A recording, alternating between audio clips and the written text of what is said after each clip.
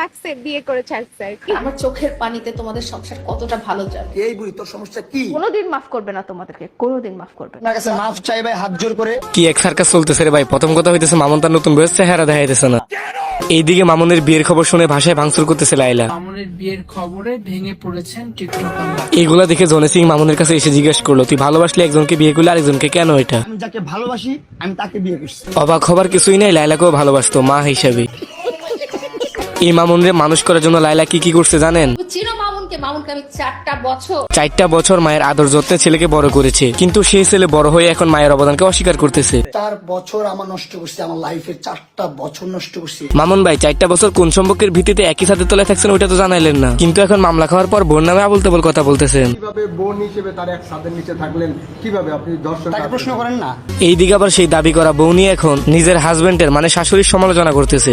ছেলের সংসার ভেঙে অন্য জায়গায় বিয়ে দিয়ে দেয়, এরকম মা না। এইবার আসল জায়গায় আইছেন খালাম্মা। যতদূর জানি মামুনের আগেও তো আপনার একটি সংসার ছিল আর ওইখানে একটি মাইয়াও ছিল। আপনি সেই আগের সংসারটা ভাঙার আগে কি একবারও মায়ের দায়িত্ব বুঝেছিলেন? আমার চোখের পানিতে তোমাদের সংসার কতটা ভালো যাবে। সূত্র অনুযায়ী আপনার মেয়ের আগের হাজবেন্ডের চোখের পানির কারণে আপনার আর মামুনের সংসারটা টিকে নাই। সঠিক বলেছেন। সবকিছু তো ঠিকঠাক আছেই কাকা, কিন্তু কেন জানি লাইলার ভিডিও দেখলে মনে হয় মামুন দোষী, আবার মামুনের ভিডিও দেখলে মনে হয় লাইলা দোষী। যে আমার সংসারটা ভেঙে তুমি যে নিজের সংসার বানাইছো, তোমার কি মনে হয় তুমি সুখী হতে পারবা? ঠিকই তো বলছে, একজনের সংসার ভেঙে অন্যজনের সংসারে গেলে ওই সংসারে আপনি কোনোদিনই সুখী হতে পারবেন না। এই যে উদাহরণ হিসেবে লাইলা খালাম্মার দেখেন, উনি আর্মির চাকরি করে জামাইকে ছেড়ে মামুনের সাথে আসলে সুখে সংসার করতে, কিন্তু এখন কি সুখে সংসার করতে পারছে? এই যে খালাম্মা, আপনি তো চিল্লায় বলতেছেন আপনার বয়স নাকি 51 বছর। প্রকৃত বয়স 51 বছর। এখন আপনি যদি একটা অবশ শিশুকে ধরে নিয়ে খেলনার লোভ দেখিয়ে বিয়ে করেন তাহলে ওইটা ঠিক হলো? এই বাচ্চা তো বড় হয়ে আপনার সাথে পল্টে নিবে, এটাই স্বাভাবিক। কথা তো ঠিকই বলছি, যদিও বাচ্চাটা ভুল করে ফেলছে তবুও তো সেই জনসম্মুখে এসে মাপ চাইছে। আবারও মাফ চাই। আপনি বারবার বলেন তো যে আপনি জনসম্মুখীন এসে মাফ চান, আপনার মামলা তুলে নিব, আপনাকে মাফ করে দিব।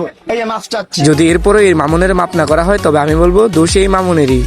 হ ভাই, লাইলা খালাম্মা মামুনের নামে এমন মামলা বসিয়ে দিচ্ছে, সেই যদি জনসম্মুখে এসে মাপ চায় তাও কোনো লাভ হবে না। লাইলা খালাম্মার আম্মাটাকে মাপ চাইলেও তুই মাপ পাবি না, কিন্তু তুই তো ভাই মাপ চাওয়ার বদলে 18 বছর একটা রমণের বিয়ে করে আগুন তার দ্বিগুণ লাগাই দিলি। বেঈমানের কোনো স্মৃতি আর থাকবে না লাইলা আপুর কাছে। অথচ মামুন তার নতুন বউয়ের সাথে ঈদ আনন্দ শেয়ার করতেছে সোশ্যাল মিডিয়াতে। আলহামদুলিল্লাহ এবার ঈদ অনেক সুন্দর কাটলো।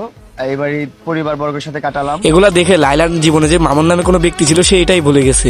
আপনি কি মামুনকে মিস করেন?